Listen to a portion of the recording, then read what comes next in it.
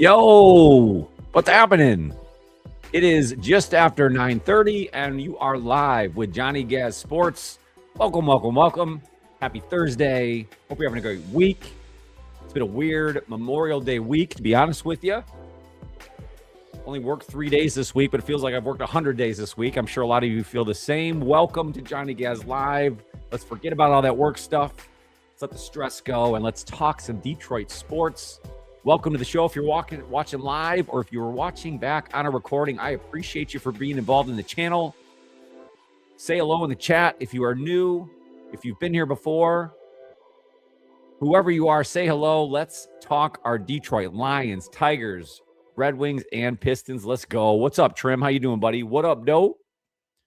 Let's get it going early and often. Make sure to slap that like button. Let's share the stream out. Let's get our friends and family involved so we can dive into today's topics. We got a lot of good stuff going on. We spent last Tuesday live talking about the state of the Detroit Lions as they head into OTAs. OTAs now in full swing in week one. Practice yesterday, today, and tomorrow, Wednesday, Thursday, Friday. Media will be on hand tomorrow on Friday, so we'll get a lot more reporting from the actual practice scene as of the day tomorrow, but we're getting a lot of photos from the Detroit Lions website. We might take a look at those. But we talked a lot Tuesday about the overall, the state of the Lions heading into the OTAs, everything that surrounds that, what we can look forward to, all that good stuff. Today, we're going to hone in on the defense.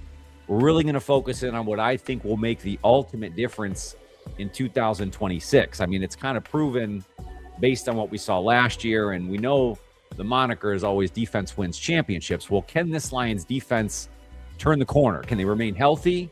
Can they get the right pieces back at the right times to turn this defense from, bottom of the league to something more close to a top 10 defense? And if they're able to do that, we might be talking about a very successful 2026 season for our Lions. So we're going to spend a lot of time on the Lions defense. We got Pistons topics. I got Tigers topics. We're going to go around the D. We're going to have a lot of fun. I appreciate you guys for being involved in the channel. Thank you again. Again, it's been a weird week, man. I mean, Memorial Day weekend was great. Don't get me wrong. Had a ton of baseball. Had family in town. Things were good. But I will say, getting back into the swing of things, have family leaving town. Busy work week for me this week. I'll tell you what, I work in senior living, and for some reason, when it gets to be spring and summertime, you got a lot of people out looking for other living options for their loved ones. And this spring especially has been very, very busy. So I have been knee deep in tours, selling senior living apartments when I'm not either coaching baseball or here in front of you guys on camera for Johnny Gaz Sports. I use this as kind of a mental health break. I use this as an avenue to speak to you guys and have a forum to talk about my true passion, which is sports and obviously the Detroit sports scene. I am a Michigander at heart through and through. I live in upstate New York now, here in a town called Glens Falls. But for the first 25 years of my life, I lived in Michigan. My whole family still lives back in the state of Michigan, and I will never give up my Detroit sports. So outside of that, I'm a father, I'm a husband, and I do this all on my own. All of this is on me. It's my editing, my content. That's all it is. That's what we do. It's Johnny Gaz Sports in a nutshell, and I appreciate you guys for being involved. Thank you so much. What's up, Steven? How we doing? Says not sure about the D-line and secondary with Branch out and Joseph most likely done in the NFL. Those are tough holes to fill. Still no stud opposite of Hutch, so that will be an issue. So we're going to hit on all three of those things that you just brought up. Number one, the safety concern is very true. I mean, the defense will be carried by what these safeties might be able to provide or might not be able to provide this year. So it could be your make or break just on those two players alone. I agree with you there. I do think the Lions did some work on the opposite edge position. No, it isn't perfect, but I think it's something better than what we've seen in years past. We're going to dive into that in heavy detail here, Steve, in just a little bit. I appreciate you for getting involved. What's up, Don't Know Grit? How you doing, buddy? He says, new rule, you can only talk about the Tigers for 1 minute for every one they've scored since your last live. So that gives me a solid 60 seconds today, Don't Know Grit. I do have a small Tigers topic. It probably will take more than 60 seconds, but believe me, I will not eat up much time today talking Tigers. As a matter of fact, I'd like to poll you guys as more people are coming in live here, and I appreciate you all so much. Johnny Gaz Sports now is posting updates of all the scores daily.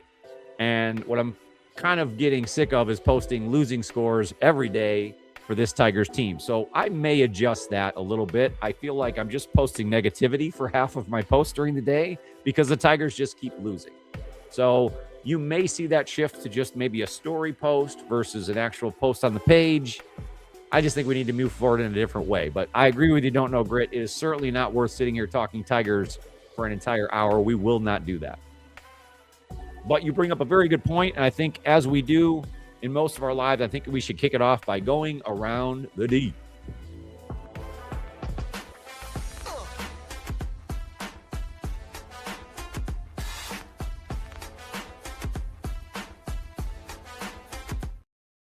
All right, let's go around the D. We'll hit those Tigers real quick first. I will see if I can keep it under 60 seconds. Don't start that timer just yet. Don't start that timer just yet. We'll turn that on right now. So Tigers did lose 7-1 today. A Wensiel Perez home run was the only offense the Tigers were able to muster. Jack Flaherty now 0-7 on the season. Tigers have lost their last 7 straight series. Let me say that again. The Tigers have lost their last 7 straight series, and I believe the record is 4-18 since May 4th. So things not looking good in Tiger Town. To make things worse, even after a victory yesterday on Wednesday, they lost their starting pitcher, Casey Mize, in the 4th inning to a groin injury, then lost their closing pitcher, Kenley Jansen, to an abductor injury in the 9th inning. We're still kind of waiting to hear on the extent of those injuries, but both appear to be heading towards the IL, which will add more pitchers to the injury list for this Tigers team. I got to be honest, these growing injuries, although I won't use that as the ultimate excuse for why this team is now at the bottom of the American League, it certainly is a problem. And the more you stack on, the more this will continue to drag out. I don't know what AJ Hinch does at this point. I mean, they got guys like Drew Anderson are kind of stepping up, but if you move him to a starting rotation, what happens with your bullpen, which is already struggling? On top of that, when you actually get pitching, you don't get the bats. So there's just no winning combination for this Tigers team right now. A lot of heat on AJ Hinch and the organization for what's now happened. Some of it not all their fault. Some of it is their fault. The bottom line, the Tigers are struggling, and it's not worth covering any further. Stop the timer. Was that 60 seconds? Somebody's got to tell me. That has to be close. That's going to be it for our Tiger topic for today. Let me know in the chat what you think. Are you still watching Tigers? Do you even care about this team anymore? We always love our Detroit Tigers. I'll never give up on the team in general, but it's just a hard watch and follow each and every day. Let me know how you guys are thinking and feeling, you know? But let's change gears. Let's switch it over to the Pistons. I think we got some good Pistons topics I want to hit on before we dive heavy into the Lions defense. That's going to be the big topic of the day. Don't Know says he's still sick as a dog. Way too old for this BS. Man, I'm sorry, buddy. I'm so sorry. You can hear it in your voice in your videos, and I don't mean that as disrespect. Still great content. If you haven't already, definitely go check out Don't Know Grit. Daily, reliable Detroit Lions content, and he is fighting through some sickness right now. So go show him some love if you haven't already. What up, Robert? Yo! What up, dude? Poor Tigers. I don't even know if it's poor Tigers anymore. I think it's just Tigers. Let's switch it over. Detroit Pistons. So obviously now in the offseason, we're kind of watching what's happening with the Western Conference Finals. That game's on as we speak. It's in halftime right now. The Spurs lead 60-53 in a must-win game for the Spurs. They trail 3-2 in that series, and we know whoever wins this series will face the New York Knicks in the NBA Finals. Pistons now, again, in offseason mode, and a lot of the talk is surrounding their current free agents. Will they look outside of the organization? What will they do to surround Cade Cunningham, their superstar? And I think a lot of it starts with what they do with Jalen Duren. Now, an interesting article I read, website called Piston Powered. And if you haven't already checked that out, definitely make sure to do that. If you are a Pistons fan, pistonpowered.com has a lot of great information, a great resource for Pistons basketball. Well, they came out with an article today that basically says Pistons must be willing to defy Cade Cunningham if Jalen Duren rumor proves true. And what this goes on to say, it's an article written by Maxwell Ogden from pistonspowered.com.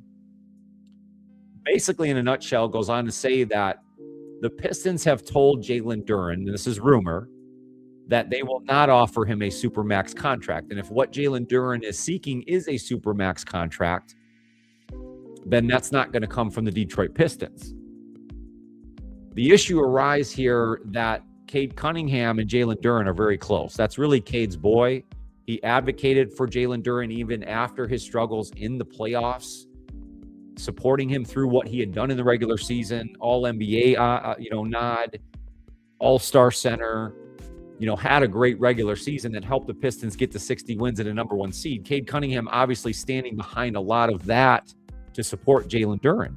And you can't blame Cade Cunningham for that, supporting a friend, supporting a coworker in essence, right? But in this case, the Pistons have to figure out what is Jalen Duren actually worth. If it's not a supermax contract, how much of a contract is he worth? And if it's not enough, does it not only alienate Jalen Duren from taking a deal with the Pistons, but then also Cade Cunningham because he's so behind Jalen Duren? Do the Pistons have to be careful with their offer to Jalen Duren because of the relationship that he has with Pistons superstar Cade Cunningham? It's a very interesting question and concern. Again, this based on the rumor that the Pistons will not offer a supermax contract to Jalen Duren. Similar situation, not money-wise, but as far as friend and character between Cade Cunningham and, let's say, Tobias Harris, who he also has vocally supported, I think would want to have back with the Pistons, but ultimately it has to be at the right price. You can't overpay for Tobias Harris just as much as you can't overpay for Jalen Duren, because the Pistons have to save money somewhere to get some secondary scoring, even if they sign both of those players, Jalen Duren and Tobias Harris. And assuming in that case both would be team-friendly deals to a certain extent, they got to figure out ways to save extra money to be able to go get secondary scoring, secondary options. Because we know Tobias Harris, yeah, he had a good stretch in the playoffs, but he then faded off towards the end with Cleveland. And we know how Jalen Duren struggled. So they need second, third, fourth scoring options that they can rely on in a deep run in the playoffs. But does Cade Cunningham's relationship with these players affect the way the Pistons do business with them? That is the real question. So let me know in the chat. Do you think the Pistons organization has to handle Jalen Duren any differently? Does their offer have to be any different to appease Cade Cunningham so you don't alienate your own superstar? Or is all of this overblown? Do we think this rumor is just what it is rumor, that Cade Cunningham will handle his business regardless of how the Pistons handle business with Duren, with Tobias, with other free agents? What I do know is that the Pistons got to bring in some secondary scoring. I can only say that so often. More ball handling. Obviously, their defensive intensity is second to none, and they have to be willing to bring back players that continue that defensive intensity. But ultimately, for the Pistons to make the next leap, the next step, you have to take the example from the Knicks, from other teams in similar position. The Pistons need more scoring. So that's what I would leave this conversation with, is ultimately, I really could care less what Cade Cunningham's relationship is with Jalen Duren. Now, I do want him to have a good relationship with his teammates, don't get me wrong, but the NBA is about business. You can't overpay Jalen Duren to keep Cade Cunningham smiling. You want to win a championship. That's what will keep, I think, Cade Cunningham smiling.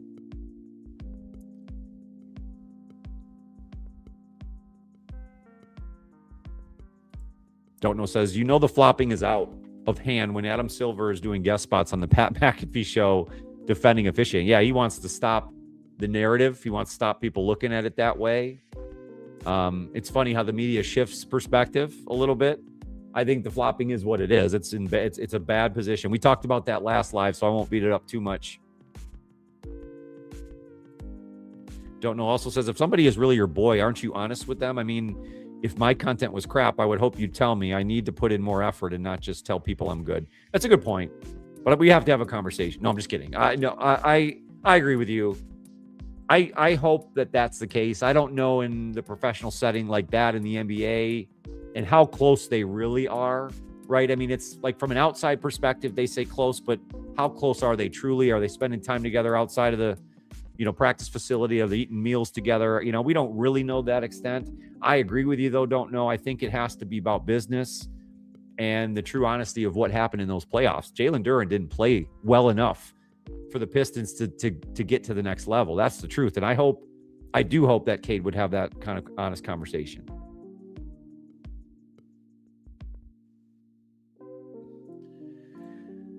So in turning this then towards maybe some available free agents, and again, last Tuesday we talked about, or at least mentioned, some of the old guard free agents that could be available to the Pistons. We talked about Kawhi Leonard, Kyrie Irving, and PG-13, or Paul George. So again, I want to get away from those three guys because ultimately I don't know if any of those three is a true possibility. And really, I think the Pistons will be looking at a lot of other locations. Now, the Detroit Free Press, Marlo Alter, came out with an article that kind of laid out some available free agents and the true, realistic thought that they could get some of these players. So I want to go through some of those options with you, and I want to see if you guys would lean on any of these here. The Pistons have a $15 million non-taxpayer mid-level exception to use in the 2026 NBA free agency. So Trajan Langdon has said the team needs more ball handling, more shooting. So the Detroit Free Press came out with 11 unrestricted free agents that we can watch out for. Let me know if any of these free agents would fit the bill for the Pistons. First one was Minnesota Timberwolves guard Bones Highland. He's 26 years old. He re-solidified a role in the NBA in an NBA rotation as a scorer after a few years bouncing around the fringes. It makes sense for Minnesota to probably retain him with Dante DiVincenzo out with an Achilles tear. So this may not be realistic, but he is an unrestricted free agent. 26 years old. He's a young player. You also have Philadelphia 76ers guard Quentin Grimes. He's also 26. Kind of a far-fetched one as well, because Trajan Langdon actually used him as a trade piece when he traded away Tim Hardaway Jr. So to think he's going to then work to get him back might be difficult. But again, his range is kind of right around that $15 million exception that they have. So the dollar amount makes sense. There's another Minnesota Timberwolves player, guard Ayo Dosunmu. I'm probably butchering that name. Ayo Dosunmu. Again, he's also 26. These are young pieces. Had a career season. He was picked up at the trade deadline from Chicago. Probably costs a little bit more than that mid-level exception, but he's a starting caliber two-way player and has proven it in the playoffs. So I don't know if the Pistons can do that much money, but this would certainly be a guy I think I would look out for. Charlotte Hornets guard Kobe White. He's also 26. He's a bucket getter. Came from Chicago to Charlotte. Averaged between 17 and 20 points per game for 3 straight seasons. This could be one of the Pistons' top targets, according to this article, if for some reason the Hornets want to part ways. So, I don't know if I love Kobe White, but he is a bucket getter. I mean, if you can get 17 to 20 points from him a game here, I think the Pistons would take that. Chicago Bulls guard Anthony Simmons. He's a little bit older, 27, but he's a big-time shooter. Average 8.2 threes taken per game over the past 5 seasons, making 38.1% of them and scoring 18.8 points per game. Not a good defender, but the Pistons don't need more defense. They need shooting. So this would be kind of a bench score option. I like this. Again, true, just shoot the ball scorer. Phoenix Suns guard Colin Gillespie, 27. Breakout season, started 58 of 80 games. Can do a little bit of everything. He ball handles. He had 4.6 assists per game, 40.1% on 7.2 threes attempted per game, and he can defend. He played a big role in the Suns making the playoffs. I like the idea of Colin Gillespie. A little more size, a little more defense from him, sort of fits the bill for the Pistons. Chicago Bulls guard Colin Sexton, 27, also a scorer, 18.3 points per game over 8 seasons. Over the past few seasons, a better three-point shooter than early on in his career, 39.9% on 3.9 attempts per game. So doesn't shoot it much, but when he does, he's almost at a 40% clip. Never played on a playoff team, so this would be different for him, but I like the idea of Colin Sexton. Again, another shooter. Phoenix Suns guard Jordan Goodwin. He's 28. He was a role player with Phoenix, found a three-point stroke over the past couple years. He shoots it at 37.3% on almost 4 attempts per game.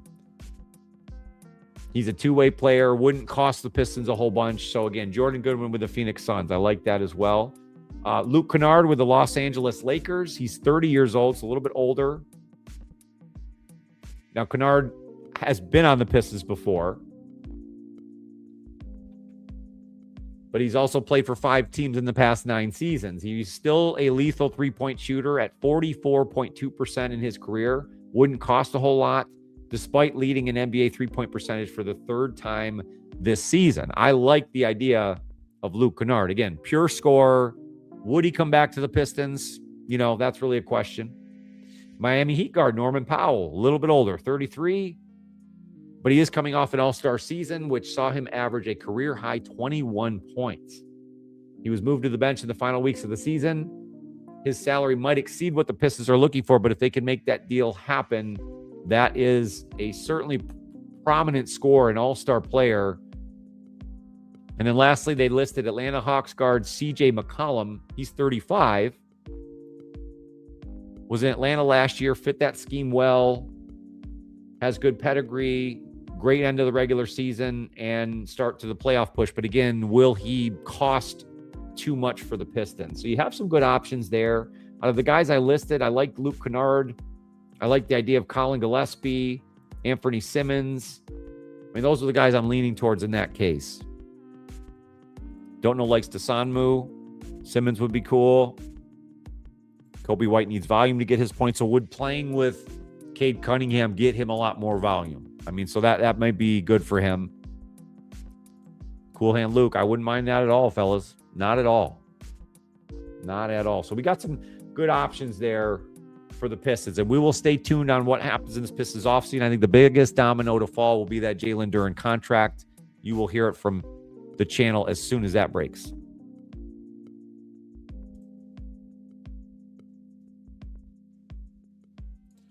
So let's jump over. Let's kick it off. Before we do that, you know what we got to do? We got to switch it over to our main topic of the day.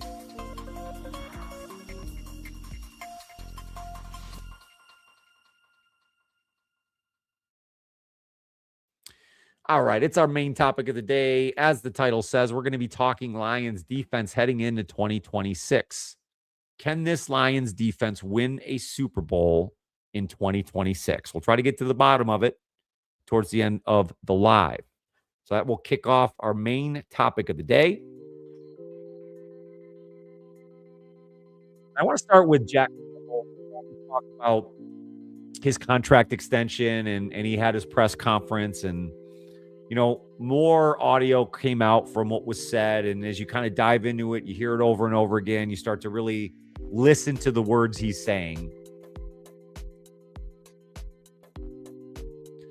I think more and more, I think he will become the ultimate fan favorite Lion player. I would say even more so than Aiden Hutchinson. I know that's a crazy statement to make, but when you have a guy come out and basically tell you, I didn't need a max contract, I didn't need to be paid as the highest linebacker in the NFL, I have enough. Saying those words, I love Detroit. I love being a Detroiter. My family loves being here. Those are things that endear you to a city. So let's take it back. Jack Campbell was drafted in 2023. People question that pick immediately. Some called it a reach. You know, you don't draft an off-the-ball linebacker that high, so on and so forth. Now, I think Jack Campbell basically has the last laugh as he sits there and tells us these stories from the podium about guys that sent him letters about, you know, how you were an F-grade pick, you don't draft a linebacker that high, so on and so forth. And now you got the same people kind of singing his praises. So again, Jack Campbell now has the last laugh. So we know the Lions signed him to a 4-year, $81 million extension after an all-pro season. And I think why I bring this up is because the move itself isn't just about the money. It's about culture. It's about what the Lions have built from when Brad Holmes and Dan Campbell took this thing over. The initial draft that obviously led 2021 into 22, and then Jack Campbell's draft here in 23. So it's about culture. It's about leadership. Identifying what is going to be the heartbeat of your defense. And what the Lions have done is made sure that that heartbeat won't leave town. Jack Campbell will now be here through the 2030 season, and I would say him combined with Aiden Hutchinson are the motor of your defense for years to come. And again, when we look back and listen to his press conference, it was the way that Jack Campbell talked about Detroit. It was him loving the city, loving the organization, loving people in the building, feeling the support from those same people. Again, he didn't need to become the highest paid linebacker in football. What mattered to him more was helping the team, not squeezing the last dollar out of the organization and making sure they have other avenues. I think that tells you everything about the player and the man himself, his character, his moral compass. I love that phrase, moral compass. So now I think this is officially Jack Campbell's defense. Like and I'm not saying any of this to detract from Aiden Hutchinson. I think they both will be the two pieces that make this thing run. But I just feel like now this contract, everything that he came out and said, just makes him the man in Detroit. There's no Alex Anzalone anymore. He handles all the defensive communications, all the responsibility there. They're handing him the keys to this entire defensive unit. Now it is his solely. Coaches trust him, teammates trust him, and I think now all of the fans trust him.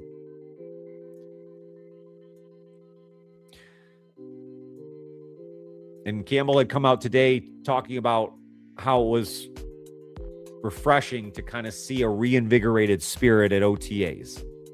Players hungry again, fighting for jobs, competing after what many would call a disappointing season last year in 2025. And I think that mentality matters. It matches what Dan Campbell had come out and said at the end of season press conference at the end of last year, saying that he also thought things had become complacent and they had to shift how they handle the offseason and how they handle the preseason. And so far, Jack Campbell and his statements would support that. I mean, it's such a perfect match. Linebacker, head coach, front office, organization, representing the city, representing the Lions, tough, humble, accountable, and team first. It's everything you want in a leader for your organization. So he's went from a draft day reach to an all-pro linebacker, and now one of, if not the face of the Lions franchise. An incredible rise. The scary part is he's just getting into his prime. Like, we're talking, he's just hit that level. And I think Jack Campbell's ceiling is sky high. I really do. They secured the leader of their defense for years to come. I'm so excited to see how that sort of emotion ties into the rest of OTAs, what that does for their preseason, their training camp, and how they hit the ground running, hopefully in 2026. So I wanted to kick it off with Jack Campbell. I just think it's such a great story. I think he's a great person. I would sit here and listen to him speak all day. I mean, he's so non-emotional in how he speaks, but the funny thing is you still get the emotion, right? I don't know how else to describe it. Like, a meme came out today, which I saw posted all over. I think I shared it to my story, kind of all the emotions of Jack Campbell. It's all just the same face. And it's so true. But if you heard him speak, if you listen to this press conference, that's so far away from what that meme is, right? Captain Jack is the man. He is the man. He really is, Trim. No doubt about it. I appreciate you, Trim. I appreciate Don't Know Grit for being involved so heavily in the chat. If you're here for the first time, say hello. Everyone's friendly. We're here to talk Detroit sports. We're diving headfirst into the defense for 2026 and ultimately answering the question, can this Lions defense win a Super Bowl in 2026? We just talked about Jack Campbell, his new contract, the leader of the defense, and what that could mean for the Lions. Jack reminds me of Urlacher. I like that. Roller's going to be great. I've seen some pictures coming out of OTAs, looks like Jimmy Roller already making plays. I hate to speculate too much. I mean, we're going to see what that means down the road, but sounds like he's hit the ground running, so we like that. Adding to that linebacker room for sure is key. Another interesting article I came about, Sports Illustrated dropped an article today, kind of in the opposite direction of where I was Tuesday with the state of the Lions, and I ended that live with sort of my opinion on the Lions roster in total. And I really believe the Lions have built very good quality depth. They may be the deepest they've been in the Dan Campbell era. Well, this Sports Illustrated article completely disputes that. So I wanted to go through it and kind of get your guys' opinion. Robert says, Johnny Gaz Sports, would you compare Jack Campbell to like a Luke Kuechly? That's a good comparison. I think like athletically, that's a good comparison. I think also like leadership wise, character wise, that's a good comparison, Robert. You know, the more I kind of think this out in my head, I like it. I'm trying to figure out how they're different, and they're maybe not that much different. Hey, thanks, Mile Marker. I appreciate you, bud. My internet's on and off, but I got to hit that like before I lose again. I appreciate you so much. Yeah, if you haven't already, slap that like button. It's the best free way to help out the channel. Appreciate you guys so much. Appreciate you, Mile Marker. Thank you. So getting back to this Sports Illustrated article. We all love our Detroit Lions, of course, right? So this is not coming from me, but it was a good opinion piece from Sports Illustrated. It asked the question, is the Lions roster actually worse in 2026? So they looked at it in three different ways, and they bring up a couple fair points. I think it's worth discussing. The first one, concerns with the offensive line. We know where some of the downfalls were last year. We've talked about that over and over again. For years, that identity was built around the trenches, and now they have to replace players like Taylor Decker, Graham Glasgow, with younger, less proven players. So Brad Holmes goes and picks up Cade Mays, Larry Borum, Drew Scruggs. They draft Blake Miller, and there's still uncertainty there. The potential is there, but it's unproven. So they got to figure out how this unproven production can work out earlier on in the season. And does this mean better things for the Lions offense in total in 2026? But losing guys like Decker, like Glasgow, I mean, veteran presence, guys that have been around the organization for years, leadership, you don't just replace that. I mean, you might have more talented younger players, but leadership doesn't just grow on trees. Those guys have to grow into that sort of role. The other thing is they've lost veterans all over this roster this offseason. David Montgomery, Alex Anzalone, Amik Robertson. So now the Lions had to replace those players, guys like Isaiah Pacheco, Roger McCreary, Damone Clark, DJ Wanham. But you don't just replace chemistry. Like I said, leadership, those things just don't come. Reliability, it's not automatic. It's not, especially for a team that has to bounce back after a disappointing season. Third reason that this SI article brought up to why the Lions have a worse roster in 2026 is that they're no longer the young underdog team. They're not catching anybody by surprise anymore. The roster has expectations. We talked about Jack Campbell. Aiden Hutchinson got paid. Jahmyr Gibbs is going to be an elite superstar this season. There's no longer just promising young players. They are expected to lead this franchise to a championship. It's a lot to ask. It changes everything. It changes all the expectations. Felt that last year. Now, myself personally, I still believe this team has enough talent to compete with anybody in the NFL. But I think this is going to be kind of a make or break season for Brad Holmes and Dan Campbell. And I think they've done a good job this offseason rebuilding this roster, building depth, changing the way they operate. So based on this SI article, really the questions are, can the offense hold up? Can the offensive line hold up? Can the new additions replace that leadership that walked out the door this offseason? Can this team handle the pressure that comes with being viewed as that legitimate contender? You could argue they didn't handle the pressure well last year. Can they flip the script this year?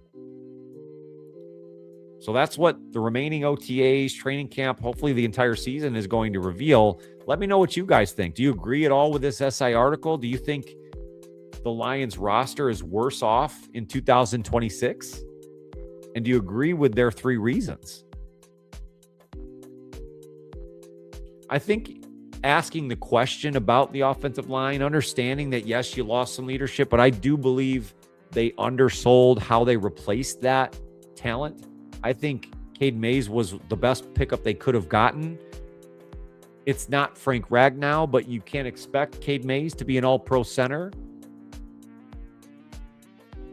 And I'm also thinking that Cade Mays, surrounded by the talent on the offensive line the Lions have, will ultimately make him a better center by association. And I think he then will become a leader because of that. So I think they really undersold Cade Mays, Blake Miller, and those depth additions are what they are. Larry Borom, Juice Scruggs are depth offensive linemen. And to me, that's better depth than the Lions had last year. And that's my side of this. That's where I sort of say, I think the Lions have built a better roster in 2026. That depth is much better, especially on the offensive line. So let me know what you guys think. I don't know if I agree with this article. I think it's okay to question those things. Understanding that you're losing some leadership, you're hoping to gain some leadership. We talked about Jack Campbell in real heavy detail. So not only is he captain and the voice of the defense, but now with those kind of words, that kind of statement, he then becomes the face of an organization. So he then becomes that leader. Where an Anzalone left, Jack Campbell fits right in.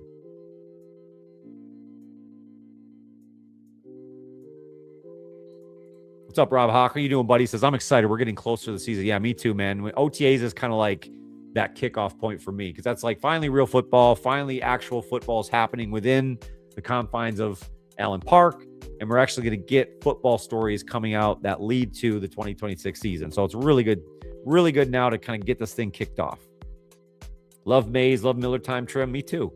I like the pick of Blake Miller. I like that they can shift Penny over. I think it makes a lot of things on your offensive line make more sense this year. I really think the biggest question on the offensive line is what do they do at that left guard position? Is it Mahogany's to lose?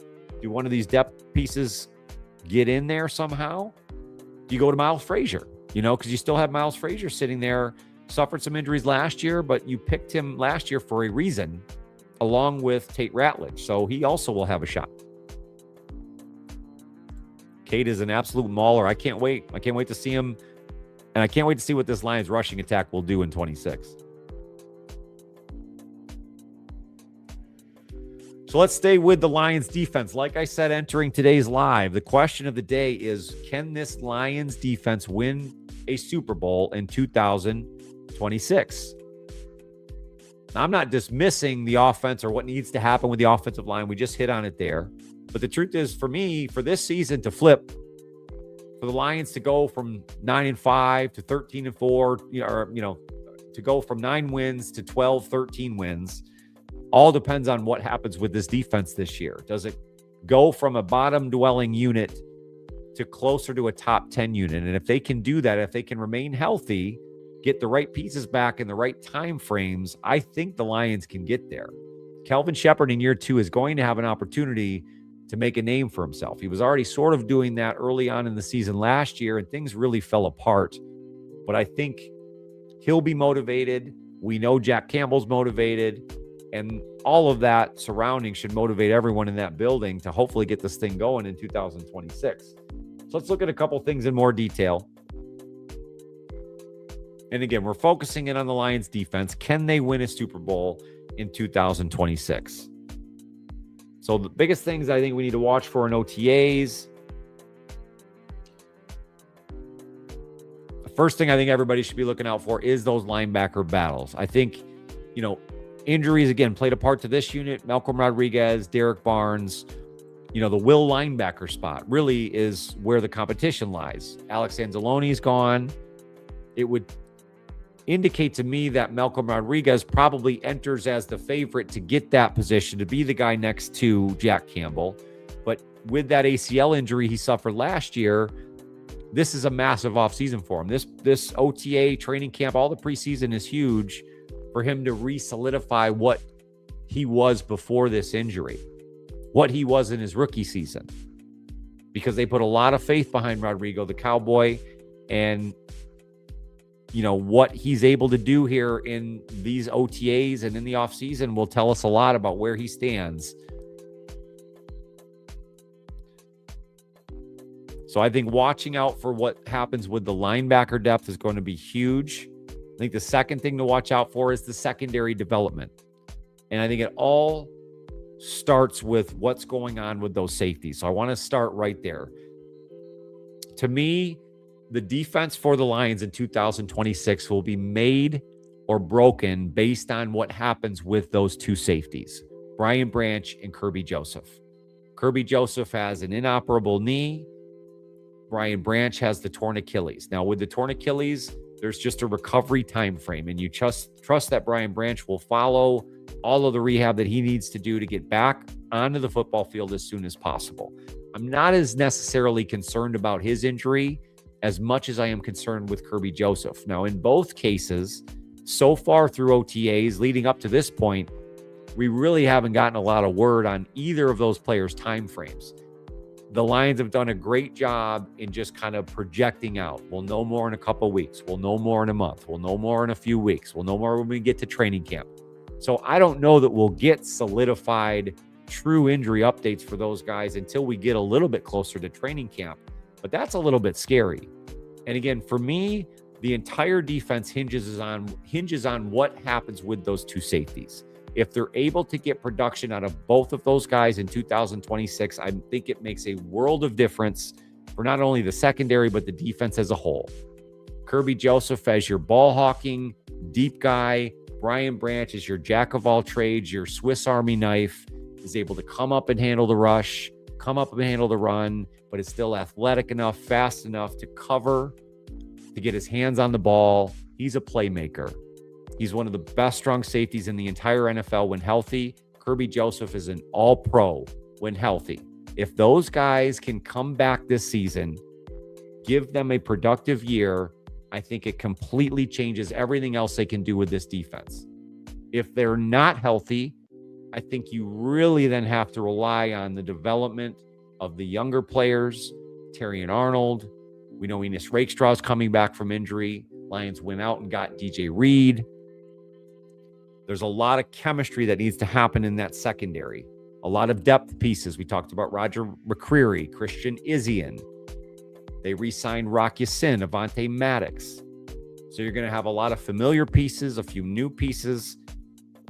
I think the nickel cornerback position is probably open as far as competition. So if we're going to zone in on one position that's kind of available, it could be there. Now, the Lions also drafted Keith Abney, which they are very high on and will compete for that spot. So how does he fit into this rotation? Does he show early promise? And does that depth allow the Lions to shift away from those two safeties we just mentioned if they're not able to provide a productive 2026 season? In my opinion, it won't be enough. I think it really will come down to what happens with Brian Branch and Kirby Joseph. Can they give you anything in 2026? I expect Brian Branch will be back probably closer to Thanksgiving, but once he hits the ground running, I think he'll be back full board. Now, Kirby Joseph is the ultimate question. I think they've been very low-key. They've held information to the vest. And to me, if I'm giving my prediction, I think he'll give you what he can until it gets hurt again. So you're kind of playing with fire. They'll get as much out of it as they can until they can't anymore. So if he's able to give them more than he can't, they're in a good spot. If he runs onto the field and gets injured day one, then they're in a terrible spot. So to me, that's why I'm saying it's either made or broken based on those two players. Let me know what you guys think. Do you agree with that? Is there a lot more to it than that? Like Trim just said, I think there's an emergency plan in case BB or Kirby are both cooked. I mean, that's how do they adjust? And I think that was part of what they did this offseason. Izzian, McCreary, all those guys, you know what I mean? Adding depth. Maddox obviously could play a safety role. You know, so they did plan, I think, to not have them. But if they do have them, I really think it sets them up for success.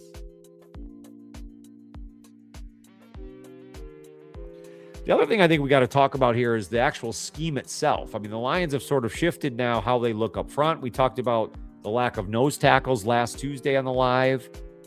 They're more athletic across the defensive line heading into this year with drafting Derek Moore, DJ Wanham, with Jack Campbell, with the set of linebackers they have. They went out and got Damone Clark. The way that they'll use, I think, some of these secondary pieces, I think will allow them to shift their scheme a little bit. So the Lions, who are typically a 3 linebacker set, I think they ran more 3 linebacker sets than anybody else in football last year. You might see that shift a little bit. So how does Calvin Shepard scheme up this defense with the current talent he has, with what they brought in, with who's available to them? How does he use that talent to then adjust his scheme early on in 2026? I think that's definitely something to look out for. We might see a little bit in piece of that through OTA. So that will be something to keep our eyes on here over the next couple of weeks. We talked about how Dan Campbell wants this team to be tougher, more adaptable, more aggressive because of last season's disappointment. So I don't think the OTAs will tell us everything we need to know, but it will kind of set the stage. We'll start to see alignments, rotations, those kind of things.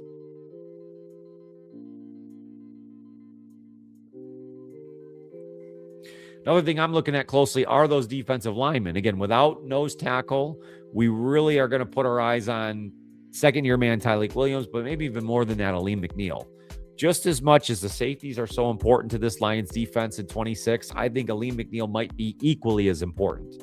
We're seeing videos come out with him using his athleticism. I see him dunking basketballs. So the guy's clearly getting some of that explosion back. We need to see that in 2026. Last year, coming off that injury, he had a down year. I think he'd tell you that.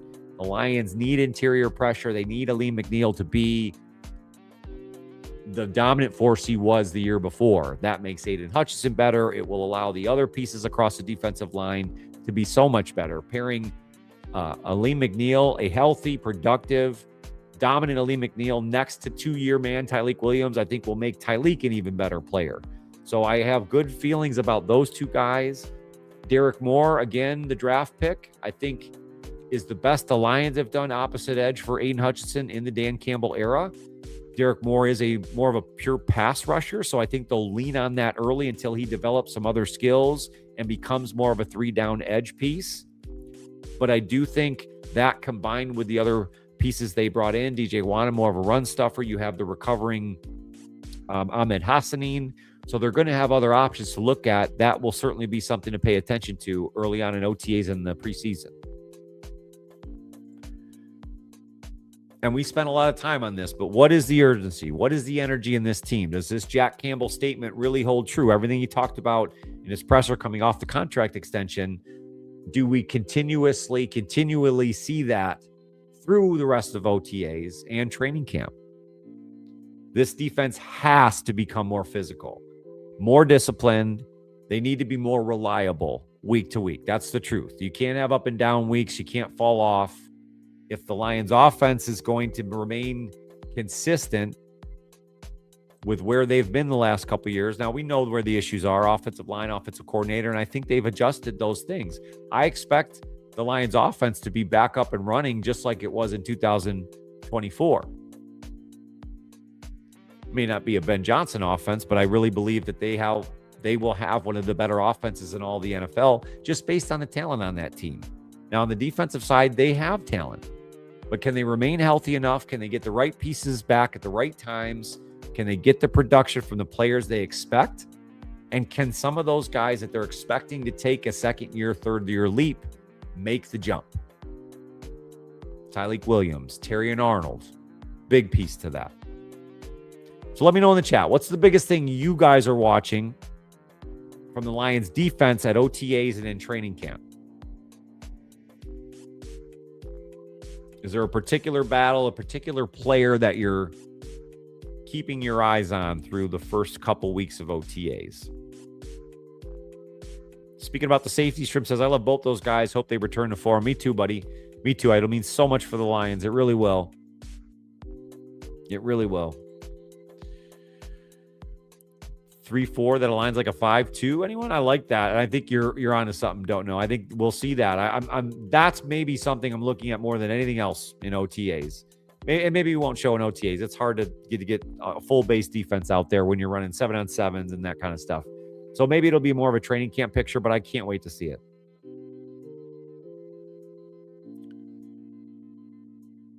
trade Wingo. Interesting.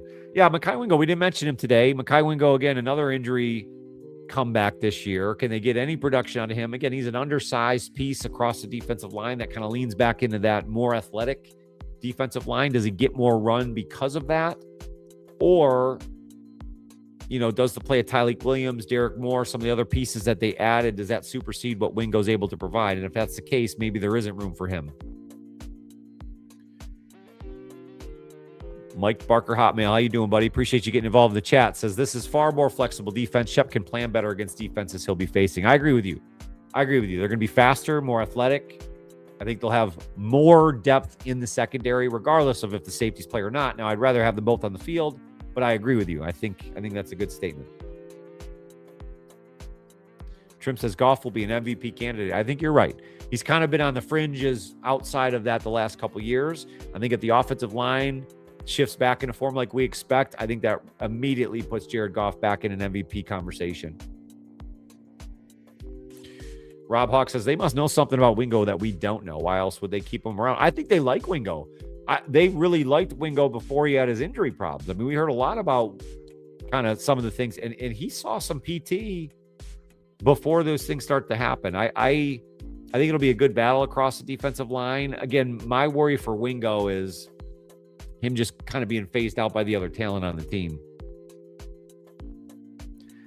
Don't know says I'm watching the nickel corner battle. Yeah, that'll be very interesting. That's really an open spot, open competition right now. Do you have anybody on a leg up there? Would you like to see somebody in that spot? For me, I want to see Enos Rakestraw just take it. Now, I like Keith Abney, and if it's a 50-50 split there, I'm good with that too. But I just want to see Enos Rakestraw remain healthy and then take a leap, because I think they drafted him for a reason. They went back-to-back corners thinking that was going to solve their problem 2 years ago, and it just didn't. So let's get something out of Enos Rakestraw. So I'm really looking at him. I'm looking at him big time. Trim likes Wingo, says he might land somewhere else and show out. Well, that'd be worst case scenario. Let's see if they can get something out of him here early on.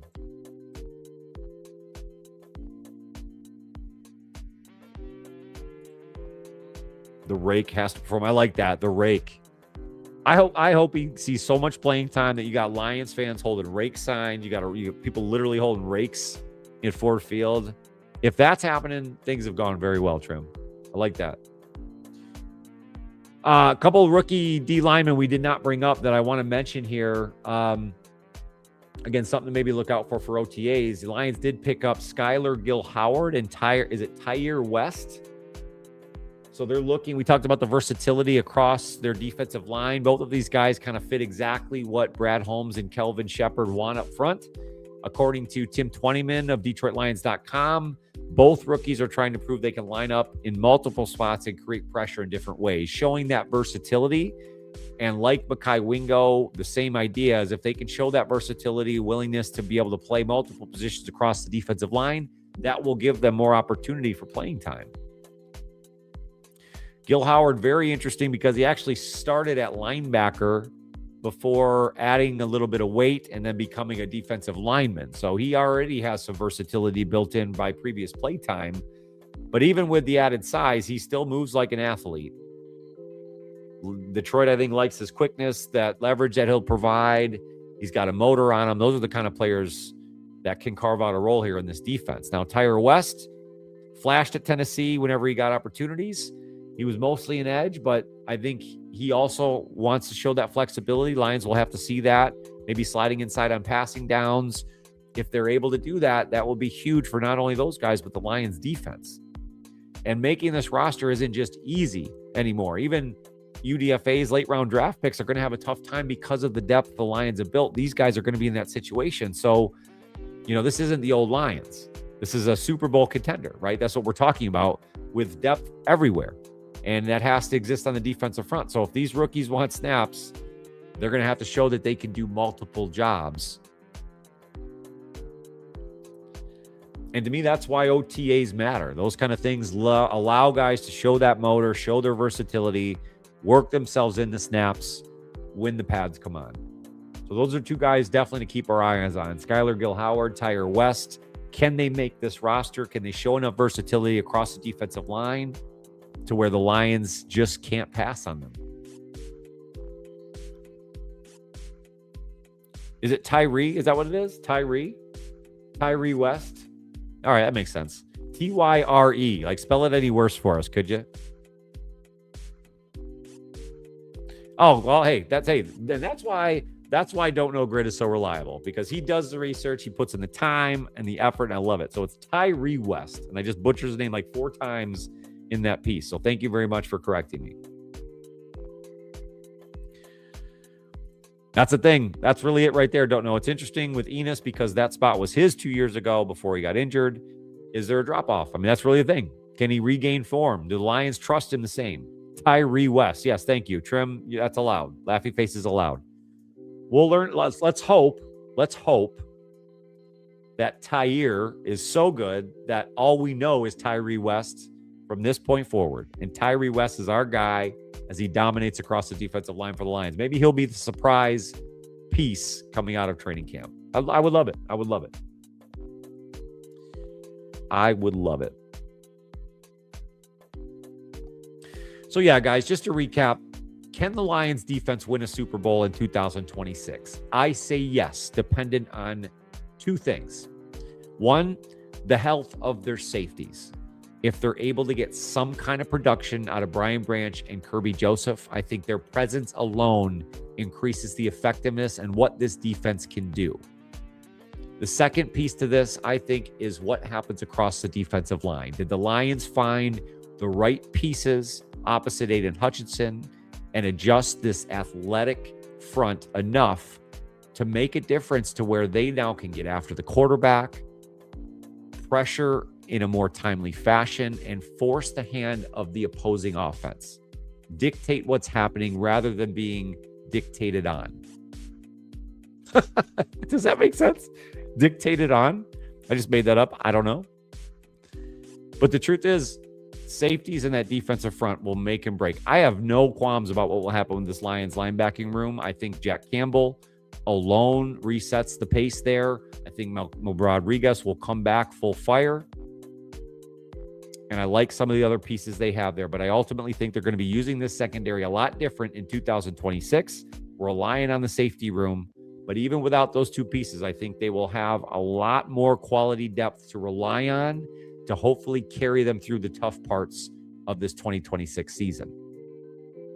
If those things happen, if the Lions offense remains in form like we expect, I do believe this Lions defense will be much improved. Kelvin Shepard, year 2, an enhanced scheme, increased depth across all 3 layers of the defense, and an increased effort, energy, and attitude coming out of the Lions organization as they enter this season. I really think they have their heads on straight and they are heading.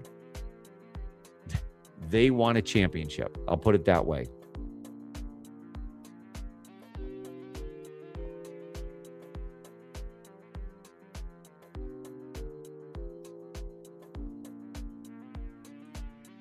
So I feel good about it. I feel good about where they're at. Let me know in the chat if you agree, if you disagree. What makes or breaks the Lions season here in 2026?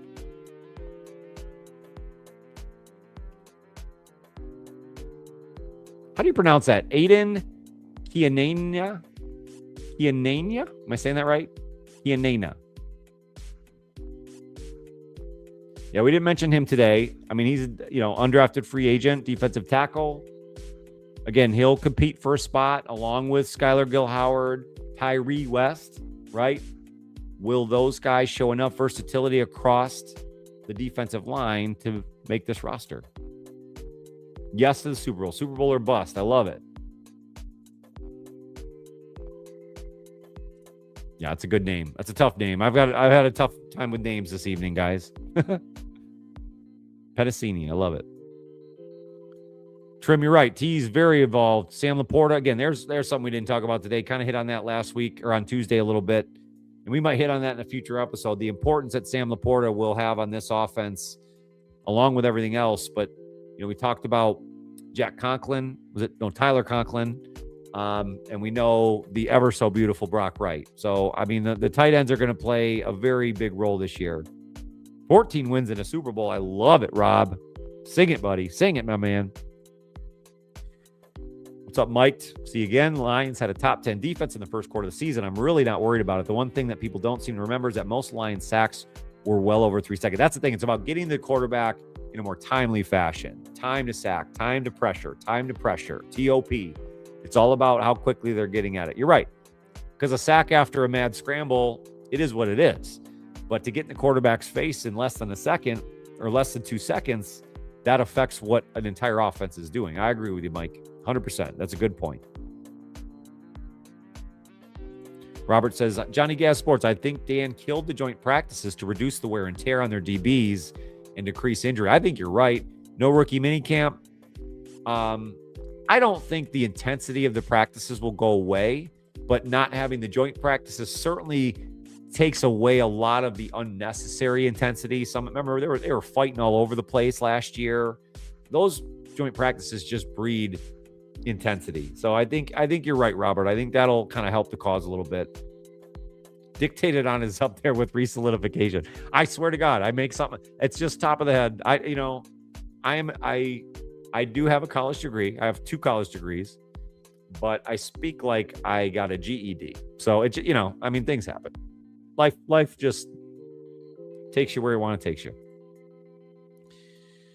Trim, I appreciate you, man. You are the man. Honestly, Trim, you deserve a huge shout out. I see you involved in so many other creators' chats.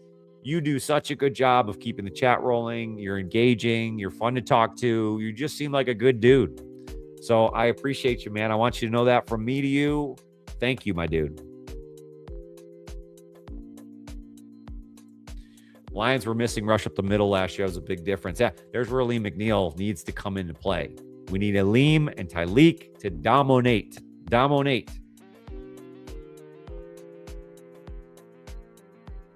I literally found a video of him telling reporters how to say his name so I could say it. That's smart. YouTube, man, does miracles. Really does. Yeah, I hope you feel better. Don't know. I really do. I know that's tough. I was getting off of something a couple weeks ago. I couldn't break a cough I had for many, many weeks, although it seems like you're going through something a lot worse. So more power to you, buddy. Do great. Or keep doing great. We're going to cut it there, guys. We're just over an hour. I appreciate all of you. Again, Trim, Don't Know Grit, Mike, I appreciate you getting involved in the chat big time. Come back and see us, hopefully. We're going to be live Tuesdays and Thursdays throughout the offseason as we get closer and closer to Lions football. I cannot wait. 2026, I think, is going to be a good year. I've said that before and been wrong, but I feel different about it this year. I was so negative for so long this offseason, and something shifted. Something changed. Somewhere between the end of free agency and the draft.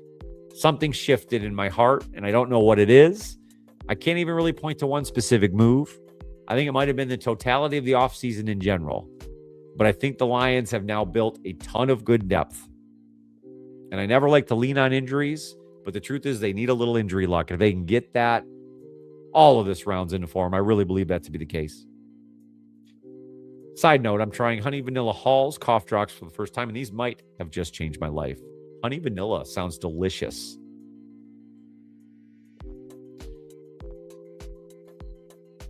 Trim is the man. You're right. Rob, good to see you, buddy. Oh, same thing, Rob. I didn't shout you out, buddy. I appreciate you. Thank you so much, Rob. Come back and see us. Good to chat with you, my dude. Trim's all out of glue. I will send you a new pack, dude. JG Rubber Cement 12-pack coming your way. Extra leaded.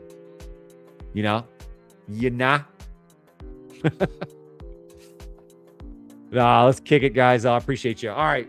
Let's end it right there. As I always say, more than anything else, as I use these lives to help with my mental health, hopefully you guys have an avenue to take care of yourself.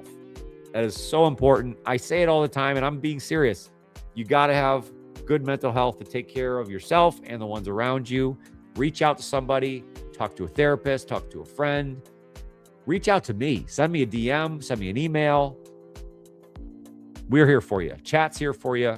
Come and see us on Tuesday and Thursday next week. We'll be back here 9:30 p.m. Eastern time. We'll be hitting on all our Detroit sports. Lions OTAs will be in full swing. Hopefully the Tigers will stop doing the Tigers. And the Pistons off season is in full swing. So a lot of things are going to start happening here very quickly. Not only football related, but Detroit sports in general. It's going to be a hot, hot summer, even if our Tigers blow. It is what it is. All right, guys.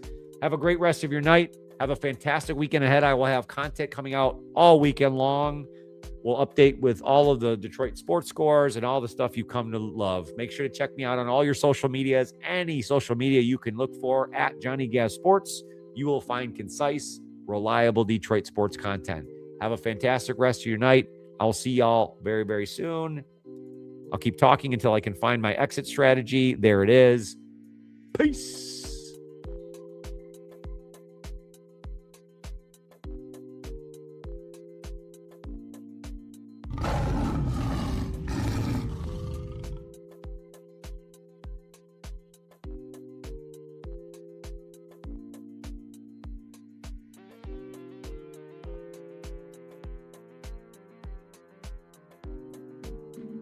Isn't this just the coolest background? I don't like to use AI a lot, but this was dope.